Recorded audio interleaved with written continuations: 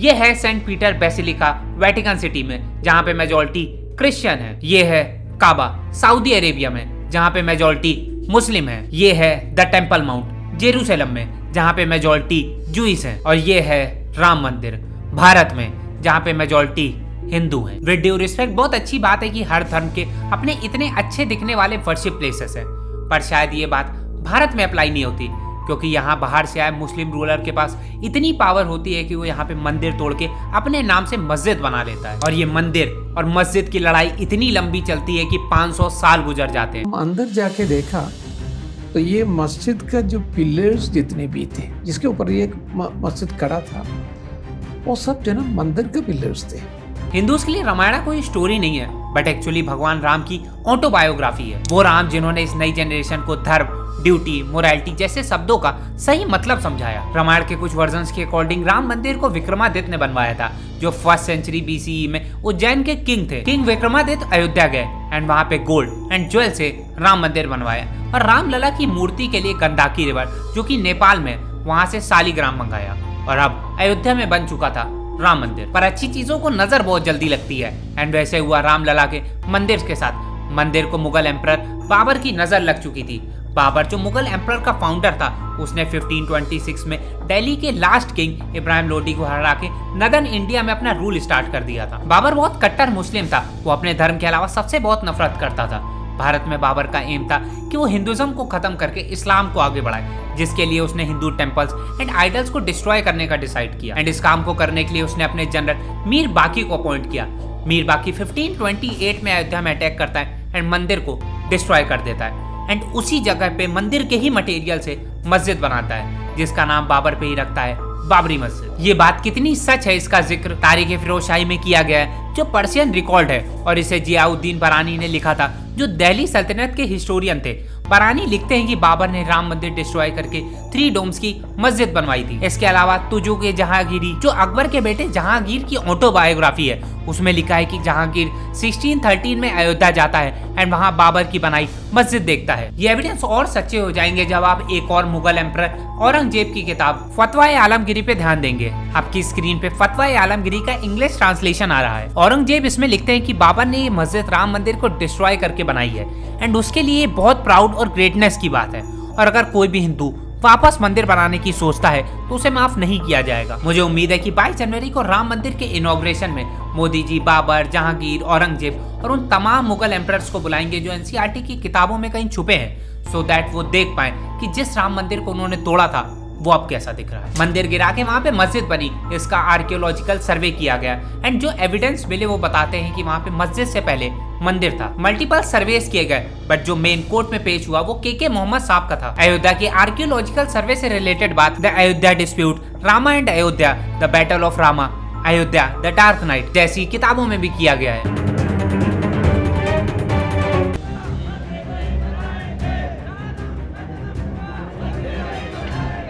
कुछ historical evidence के according Mughal emperor के डिक्लाइन के वक्त कुछ हिंदू वहाँ पे पूजा करने लगे थे, एंड जो हिंदूज डोनेशन देते थे उसके इंस्क्रिप्शंस भी मस्जिद की वॉल्स पे हैं। In fact William Finch, Joseph Tieffenthaler and Francis Buchanan जैसे काफी सारे यूरोपियन ट्रेवल से वहाँ पे जो राम चबूतरा था उस पे हिंदू रिचुअल्स और फेस्टिवल्स को परफॉर्म होते देखा था। राम चबूतरा एक प्लेटफॉर्म टाइप का था मस्जिद के पास, वहाँ पे हिंदू राम जी की पूजा करते थे, बट उस राम चबूतरे को भी मल्टीपल टाइम तोड़ने की कोशिश की, लाइक 1770 में जब मुगल एम्परर फारूक सियार ने उसे डिस्ट्रॉय करवा लिया था, पर बाद में कुछ हिंदूस ने उसे वापस बना लिया। उसके बाद अगला इंसिडेंट होता है 1855 में, जब कुछ हिंदू सन्यासी का ग्रुप जिनका नाम निर्मोही अखाड़ा था, वो साइट की ओनरशिप क्लेम करते हैं, मतलब बोलते हैं कि ये जमीन हमारी है, बट उन सबको मुगल एम्परर्स के गार्ड्स के थ्रू मारा जाता है, जिसका रिजल्ट ये होता है कि दोनों साइड से काफी सारे लोग मर जाते हैं। ये टाइम तब का है जब भारत में last Mughal emperor Bahadur Shah two rule कर रहा था, अब ब्रिटिशर्स अपना कब्जा जमा चुके थे, और तब 1885 में एक हिंदू पुजारी जिनका नाम रघुवर दास था,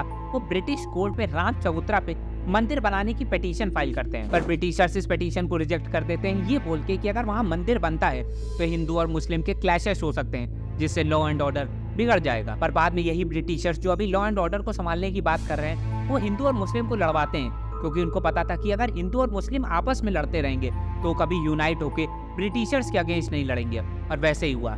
खैर ये ब्रिटिशर्स वाले टॉपिक को डिटेल में डिस्कस करेंगे किसी और वीडियो में। पर राम मंदिर का जो भी इंसिडेंट है उसमें ब्रिटिशर्स के राज में ज्यादा कोई चेंजेस नहीं आए, जो जैसा था वैसे ही रहा। और आजादी के मिलने के बाद देश पूरी तरीके से टूट चुका था, इंटरनली और एक्सटर्नली दोनों तरफ से, जिसे संभलते संभलते 20 से 30 साल गुजर गए। और अब वक्त है राम जन्मभूमि में राम मंदिर बनाने का, क्योंकि अब हमारे देश को ना ही मुगल रूल कर रहे थे और ना ही ब्रिटिशर्स, पर कांग्रेस तो रूल कर रही थी ना, मतलब प्रॉब्लम खत्म नहीं हुई थी। इसी प्रॉब्लम से लड़ने के लिए कुछ रिलीजियस एंड पॉलिटिकल ग्रुप आगे आते हैं, जिसमें से 3 मेजर ग्रुप थे, आरएसएस, वीएचपी और बीजेपी। आरएसएस दैट इज राष्ट्रीय स्वयं सेवक संघ की स्टार्टिंग 1925 में हिंदुइज्म और देश प्रेम की वैल्यू सिखाने के लिए की गई थी। एंड वीएचपी दैट इज विश्व हिंदू परिषद की स्टार्टिंग 1964 में हिंदू धर्म को प्रोटेक्ट और प्रमोट करने के लिए की गई थी। एंड इन दोनों ग्रुप्स के थॉट्स के साथ 1980 में एक नई पॉलिटिकल पार्टी बनती है, जिसका नाम होता है बीजेपी। बीजेपी का स्टार्टिंग में गोल होता है कि वो हिंदू मेजोरिटी को साथ में लेके चले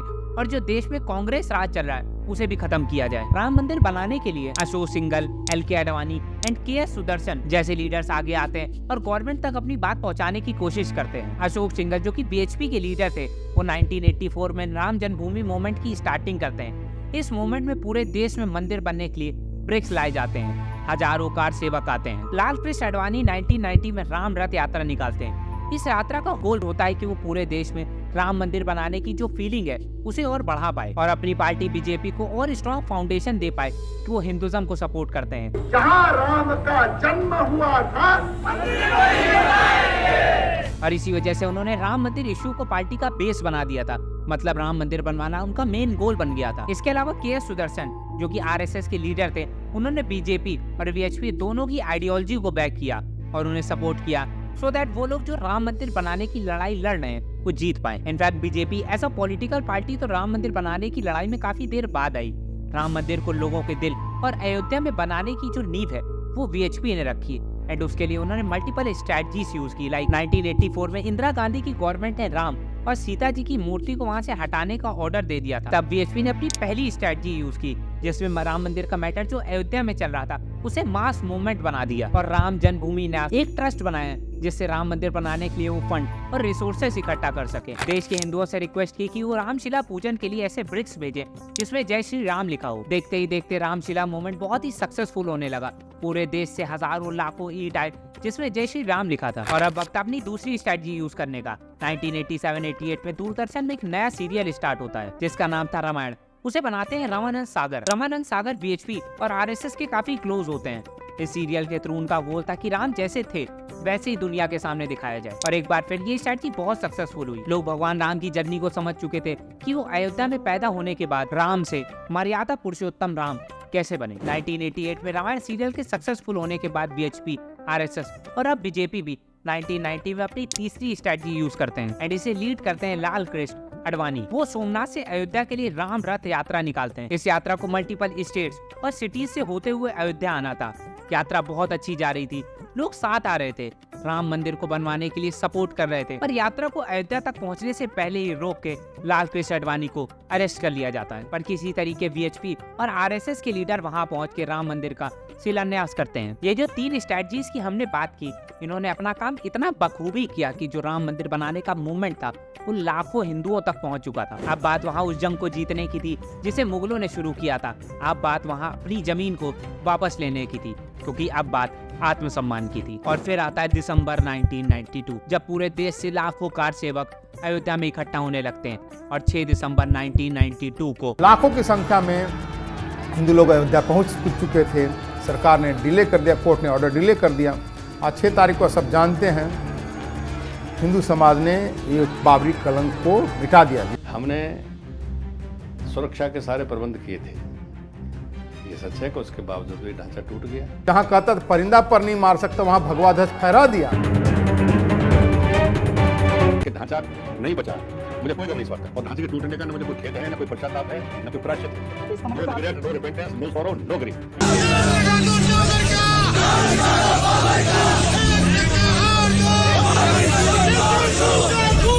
6 दिसंबर 1992 को लाखों कार सेवक कार सेवा करने के लिए अयोध्या पहुंचते हैं और उनमें से ही काफी सारे कार सेवक उस विवादित ढांचे के ऊपर चढ़ जाते हैं और उन्हें जो भी हथियार मिलता है, चाहे वो हथौड़ा हो, सरिया हो, उससे ढांचे को तोड़ने लगते हैं और कुछ टाइम में ही पूरा ढांचा गिर जाता है। कार सेवकों की भीड़ ने मुख्य गुंबद को नीचे की तरफ से तोड़ना शुरू कर दिया। उस पर तब तक वार किए गए जब तक वो पूरी तरह गिर नहीं गया। ढांचा तो 6 दिसंबर 1992 को गिरा, पर इसके लिए लोगों का गुस्सा, आक्रोश और राम मंदिर के लिए हिंदुओं की चाह बहुत पहले से थी, क्योंकि मस्जिद तो रामलला की जमीन में ही बनी थी ना। पर जो मेन गुस्सा था वो 1990 का था, जब मुलायम सिंह की गवर्नमेंट ने कार सेवकों पे गोली चला के सरयू नदी लाल कर दी थी। गोली चलवाने के पीछे भी मुलायम सिंह की पॉलिटिकल स्ट्रेटजी थी, क्योंकि वो अपने साथ के लीडर लालू यादव से खुद को बेहतर लीडर दिखाना चाहते थे। एक तरफ लालू यादव ने अडवाणी की रथ यात्रा रोक के उन्हें यूपी बॉर्डर के पास बिहार में अरेस्ट कर लिया था, क्योंकि अगर कहीं यात्रा बिहार को क्रॉस करके यूपी में आ जाती तो उसे मुलायम सिंह अरेस्ट करते, तो यात्रा को रोकने का क्रेडिट और मुस्लिमों का वोट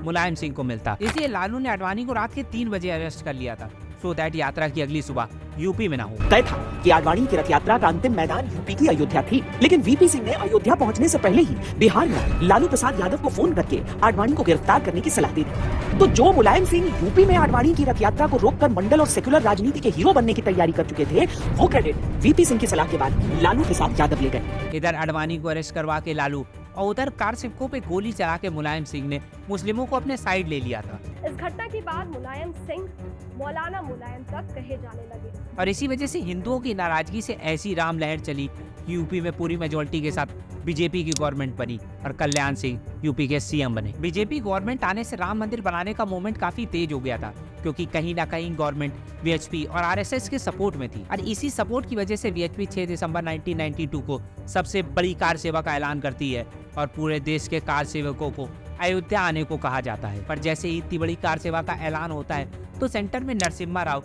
और काफी सारे मुस्लिम ग्रुप्स को ये लगने लगता है कि कहीं इतने सारे लोग मिलके ढांचे को नुकसान न पहुंचा दे या फिर दंगे जैसी स्थिति न बन जाए, और इसीलिए सुप्रीम कोर्ट ने यूपी के सीएम कल्याण सिंह से रिटन एफिडेविट मांगा था कि वो ढांचे को प्रोटेक्ट करने की कोशिश करेंगे।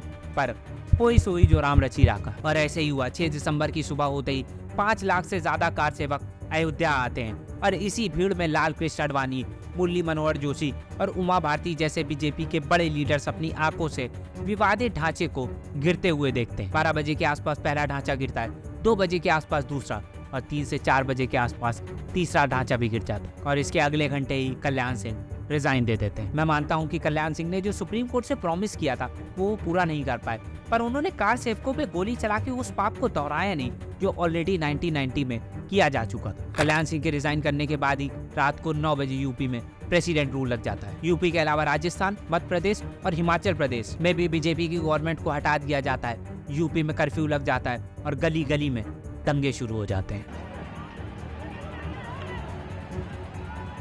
कुछ वक्त में ही राइट्स इतने ज्यादा बढ़ जाते हैं कि इकोनॉमी इफेक्ट होने लगती है, प्रॉपर्टीज डैमेज कर दी जाती हैं, बिजनेसेस बंद हो जाते हैं और लोगों की day to day life almost खत्म सी हो जाती है। लोग अपने घर में छुपे बैठे होते हैं सो दैट दंगे करने वाले उन्हें कहीं मार ना डालें। बाबरी मस्जिद के डिमोलिशन के बाद ही दिसंबर 1992 से जैन 1993 तक मुंबई में राइट्स चलते हैं, एंड इन राइट्स की वजह से दाऊद का ऑफिस टूट जाता है। अपने ऑफिस और बाबरी मस्जिद के डिमोलिशन का बदला लेने के लिए 12 मार्च 1993 को दाऊद मुंबई की अलग अलग लोकेशन पे बॉम्ब ब्लास्ट करवाता है। दाऊद ने जो इंडिया में अटैक किया उसकी डिटेल में बात मैंने दाऊद वाली वीडियो में की है, आप इस वीडियो के बाद उस वीडियो को भी देख सकते हैं। दिसंबर से मार्च तक मुंबई में जो भी राइट्स और बॉम्ब ब्लास्ट हुए उससे 2000 से ज्यादा लोग मारे गए, पर मुंबई से भी बुरी हालत हुई थी 2002 गुजरात राइट्स में, जिसे गोधरा कांड भी कहते हैं। 27 फेब को साबरमती ट्रेन अयोध्या से गुजरात पहुंचती है, जिसके S6 कोच में 59 कार सेवक थे जो अयोध्या से आ रहे थे। पर्टिकुलर उस कोच जिसमें सारे हिंदूज थे उसे कुछ लोगों के द्वारा जला दिया जाता है। माना जाता है जो ट्रेन जलाते हैं वो लोग मुस्लिम्स थे। ट्रेन को जलाने की वजह से पूरे गुजरात में दंगे होने लगते हैं, जिसमें 1000 से ज्यादा लोग मारे जाते हैं, 2500 लोग इंजर्ड हो जाते हैं और 2 लाख से ज्यादा लोग अपना घर खो देते हैं। इन सब दंगों के पीछे उस समय के सीएम नरेंद्र मोदी को कल्प्रिट माना जाता है, पर सुप्रीम कोर्ट की बनाई स्पेशल इन्वेस्टिगेशन टीम कुछ भी प्रूफ नहीं कर पाती है कि दंगे मोदी की वजह से हुए थे। इन 2 मेजर राइट्स के अलावा 2006 में वाराणसी और 2008 में जयपुर में भी बॉम्ब ब्लास्ट हुए थे, जिसका माना जाता है कि कनेक्शन कहीं ना कहीं राम मंदिर और बाबरी मस्जिद से ही था। पर मेरे अकॉर्डिंग राइट्स और वायलेंस किसी भी प्रॉब्लम का सोल्यूशन नहीं है, क्योंकि जिन राम के लिए हम राम मंदिर बना रहे उन्होंने भी रावण को मारने से पहले बहुत बार युद्ध खत्म करने को कहा था। दंगे में घर, इज्जत किसी की भी जाए, चाहे वो हिंदू हो या फिर मुस्लिम, वो गलत है, क्योंकि इस देश को आगे बढ़ाने के लिए राम मंदिर बनाने के अलावा राम जी के बनाए आदर्शों को अपनाना भी बहुत जरूरी है। आप कमेंट में बताइए कि उस विवादित ढांचे को गिराना सही था या फिर उस प्रॉब्लम को किसी और तरीके से सॉल्व करना चाहिए था।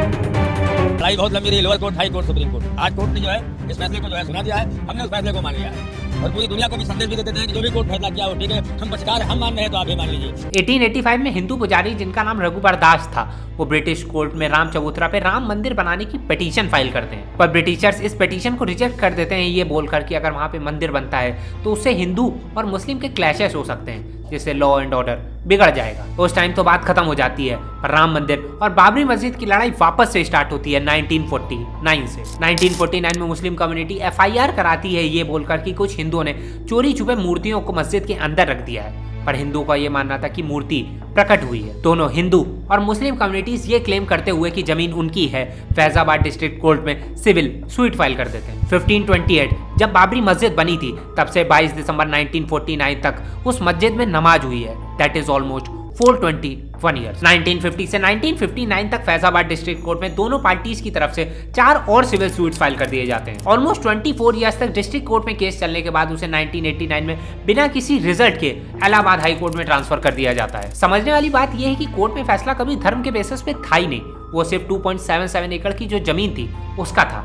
हाँ, वो बात अलग है कि हिंदुओं की आस्था राम मंदिर में थी और मुस्लिमों का ईमान बाबरी मस्जिद में। 1984 में विश्व हिंदू परिषद राम जन्मभूमि न्यास ट्रस्ट की स्थापना करती है। इस ट्रस्ट का एम था कि वो राम मंदिर बनाए, और VHP के पिटीशन के बाद 1986 में कोर्ट बाबरी मस्जिद के गेट को ओपन करने का ऑर्डर देती है, सो दैट हिंदूज वहां पे वर्शिप कर सके। रिमेंबर 1949 में जब से मूर्ति मिली थी, तब से 1989 तक बाबरी मस्जिद में ताला लगा था।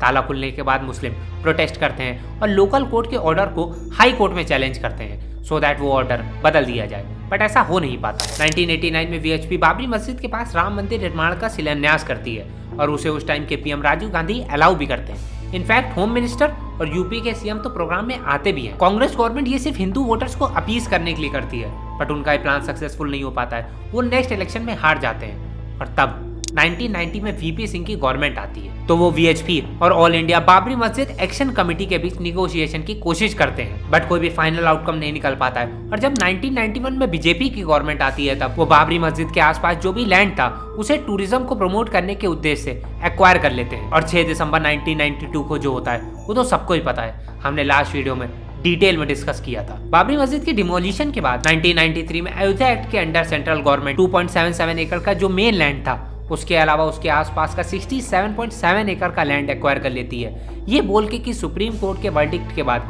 जो भी विनिंग पार्टी होगी उसे उस जमीन को ट्रांसफर कर दिया जाएगा। और दोनों पार्टीज इस एक्ट को अपोज करती हैं और 1994 में डिमांड करती है कि जो जैसा है उसको वैसे ही रहने दिया जाए। अगले 8 साल तक केस बिल्कुल भी आगे नहीं बढ़ता है and fast forward to 2002 Allahabad high court जमीन के लिए टाइटल सूट की हियरिंग वापस से स्टार्ट करती है and archaeological survey of India को ऑर्डर देती है कि वो डिस्प्यूटेड साइट पे एग्जीबिशन करके रिपोर्ट सबमिट करे। 2003 में ASI KK मोहम्मद साहब की लीडरशिप में रिपोर्ट सबमिट करती है, जिसमें लिखा होता है कि बाबरी मस्जिद के नीचे काफी सारे हिंदू टेम्पल्स के पोल्स हैं। जो पोल्स पाए गए थे वो 1000 BCE से 300 BCE के बीच के थे। तब भारत में मुगल तो क्या, इस्लाम का भी नामो निशान नहीं था। इसी रिपोर्ट के बेसिस में 2003 में सुप्रीम कोर्ट बाबरी मस्जिद पे सारे रिलीजियस एक्टिविटी को बैन कर देती है। सिर्फ जो छोटा सा टेंट में रामलला का मंदिर था उसे ही मेंटेन किया जा सकता था, और काफी बार जब बारिश में उस मंदिर की छत टूट जाती थी तो उसे रिपेयर कराने के लिए भी गवर्नमेंट से परमिशन लेनी पड़ती थी। बाबरी मस्जिद का जब डिमोलिशन हुआ था उसके बाद लिब्रायन कमीशन बनी थी, उसके 17 साल बाद 2009 में रिपोर्ट आती है जिसमें वो लाल कृष्ण आडवाणी, मुरली मनोहर जोशी, कल्याण सिंह के अलावा BJP और VHP के 68 लीडर को बाबरी मस्जिद के डिमोलिशन का कल्प्रिट डिक्लेयर करते हैं। इसके अलावा कांग्रेस और समाजवादी को भी ब्लेम किया जाता है बिकॉज वो डिमोलिशन को प्रोटेक्ट नहीं कर पाए। 2010 में इलाहाबाद हाई कोर्ट 30 सितंबर को जजमेंट डिलीवर करती है, जिसमें वो जो डिस्प्यूटेड लैंड था उसे 3 पार्ट्स में डिवाइड करती है। एक पार्ट रामलला को मिलता है जिसे हिंदू महासभा रिप्रेजेंट कर रही होती है, दूसरा पार्ट निर्मोही अखाड़ा को, और तीसरा पार्ट उत्तर प्रदेश सुन्नी वक्फ बोर्ड को। इतना न्यूट्रल डिसीजन इसलिए लाया गया था क्योंकि हाई कोर्ट का मानना था कि उस पर्टिकुलर लोकेशन पे दोनों धर्मों की हिस्टोरिकल एविडेंस है, और कोशिश ये थी कि इस डिसीजन से पीस और हार्मनी मेंटेन की जा सके। पर ऐसा होता नहीं है, तीनों ही पार्टी इस डिसीजन को एक्सेप्ट नहीं करती हैं और मामला सुप्रीम कोर्ट में पहुंच जाता है। 2011 में सुप्रीम कोर्ट हाई कोर्ट के ऑर्डर पे स्टे लगा के अपने लेवल पे हियरिंग स्टार्ट कर देती है। 2013 में सुब्रमण्यम स्वामी पिटीशन फाइल करते हैं कि इस मामले की हियरिंग जल्दी की जाए, पर सुप्रीम कोर्ट इस पिटीशन को रिजेक्ट कर देती है, ये बोल के कि मामला उनके लिए इतना भी इम्पोर्टेंट नहीं है। 2014 में BJP पार्टी नरेंद्र मोदी की लीडरशिप में सेंटर में आती है और उनके मैनिफेस्टो में होता है कि वो राम मंदिर बनवाएंगे। 2015 में सुप्रीम कोर्ट सुब्रमण्यम स्वामी की पिटीशन को वापस से ओपन करती है और एक बार फिर इस डिस्प्यूट को प्रॉपर्टी की तरह ट्रीट करती है, रिलीजियस इशू की तरह नहीं। 2017 में सुप्रीम कोर्ट ने दोनों पार्टीज को कोर्ट के बाहर समझौता करने को कहा और एक मीडिएशन पैनल भी बनाया, क्योंकि ये मैटर जमीन से बढ़कर है और करोड़ों लोगों की आस्था इससे जुड़ी हुई है। 2018 में सुप्रीम कोर्ट एक बार फिर सुब्रमण्यम स्वामी की अर्ली हियरिंग की पिटीशन प्रायोरिटी ना होने की वजह से रिजेक्ट कर देती है। 2019 में सुप्रीम कोर्ट निगोशिएशन और मीडिएशन ना हो पाने की वजह से अगस्त में फिर से हियरिंग स्टार्ट करती है और सेंट्रल गवर्नमेंट डेली हियरिंग के लिए रिकमेंड करती है। उसी को देखते हुए सुप्रीम कोर्ट राम जन्मभूमि केस की लगातार 40 डेज तक हियरिंग करती है एंड 16 अक्टूबर को आखिरी हियरिंग के बाद 9 नवंबर 2019 को 5 जजों की कॉन्स्टिट्यूशन बेंच, जिसे उस समय के chief justice Ranjan Gogoi head कर रहे थे, वो 4:1 के रेशियो से हाई कोर्ट के ऑर्डर को नल एंड वॉइड डिक्लेयर कर देते हैं और उस जमीन का अधिकार रामलला विराजमान कमेटी को दे देते हैं और वहां राम मंदिर बनाने के लिए गवर्नमेंट को ट्रस्ट बनाने के लिए ऑथराइज करते हैं। And Uttar Pradesh Sunni Waqf board को अयोध्या से 25 किलोमीटर 5 एकड़ जमीन अलॉट करते हैं, जो कि विवादित जमीन से डबल है, वहाँ पे मस्जिद बनाने को बोलते हैं। और इस फैसले के बाद 2020 में सेंट्रल गवर्नमेंट श्री राम जन्मभूमि ट्रस्ट की स्थापना करती है एंड महंत नृत्य गोपाल दास को ट्रस्ट का हेड बनाती है एंड सुन्नी वक्फ बोर्ड को धन्नीपुर विलेज में 5 एकड़ प्लॉट अलॉट करती है सो दैट वो Indo Islamic cultural foundation trust के साथ वहाँ मस्जिद बना। 5 अगस्त 2020 में राम मंदिर फाउंडेशन का स्टोन रखा गया था एंड 22 जनवरी 2024 को राम मंदिर का इनॉग्रेशन होने जा। राम मंदिर तो सुप्रीम कोर्ट के ऑर्डर के बाद बन गया, पर समझने वाली बात यह है कि 5 जजों की जो कॉन्स्टिट्यूशन बेंच थी, उसमें से जिन 4 जजों ने राम मंदिर के फेवर में वर्डिक्ट दी थी, उनमें से 3 अभी कहीं ना कहीं सेंट्रल गवर्नमेंट के साथ काम कर रहे हैं। उस समय के चीफ जस्टिस रंजन गोगोई को बीजेपी ने राज्यसभा मेंबर बना दिया, एस अब्दुल्ला नजीर को आंध्र प्रदेश का राज्यपाल बना दिया, अशोक भूषण को नेशनल कंपनी लॉ का चेयरपर्सन बना दिया एंड डीवाई चंद्रचूड़ अभी चीफ जस्टिस ऑफ इंडिया है। आप कमेंट में बताइए कि जो राम मंदिर बनाने का फैसला था उसे बीजेपी के थ्रू इन्फ्लुएंस किया गया था या फिर नहीं। मुझे उम्मीद है कि आपको बाबर की बाबरी मस्जिद बनाने से राम मंदिर बनने तक की ये 4 वीडियो की सीरीज पसंद आई होगी। वीडियो को लाइक और शेयर करके इसकी रीच बढ़ाइए सो दैट ये राम मंदिर बनने के लिए कोर्ट में 70 सालों की जो लड़ाई है वो लोगों को पता चल पाए। मिलते हैं अगली सीरीज द न्यू कश्मीर में, तब तक आप उस सीरीज की इंट्रो वीडियो देखिए। बाय।